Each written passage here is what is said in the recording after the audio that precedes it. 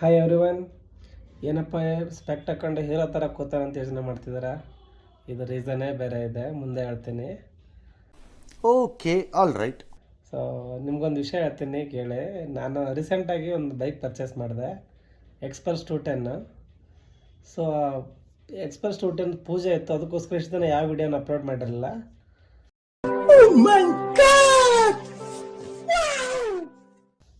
ಪೂಜೆ ಗಾಡಿದಲ್ಲ, ನನ್ನ ಪೂಜೆ ಇತ್ತು. ಗಾಡಿ ತೊಗೊಂಡಿರೋ ಖುಷಿಗೆ ಮನೇಲೆಲ್ಲ ಪೂಜೆ ಇತ್ತು ನನಗೆ.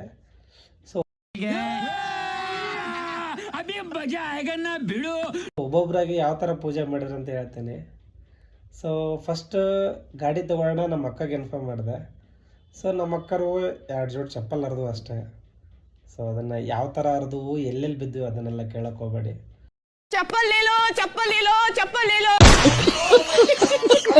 ಅದಾಯಿತು. ಅದಾದ್ಮೇಲೆ ನೆಕ್ಸ್ಟ್ ಏನು ನಮ್ಮ ಮಮ್ಮಿ.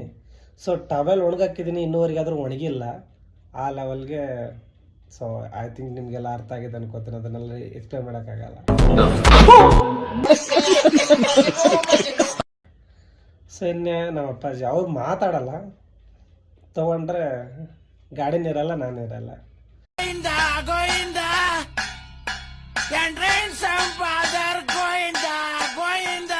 ಇನ್ನು ನೆಕ್ಸ್ಟು ಬೇರೆಯವ್ರದ್ದೆಲ್ಲ ಹೇಳಕ್ಕೆ ಹೋಗಲ್ಲ, ಇಷ್ಟು ಸಾಕಾಗಿದೆ. ಸೊ ಟ್ರೀಟ್ಮೆಂಟ್ ತೊಗೋತಾ ಇದ್ದೀನಿ ಇನ್ನು.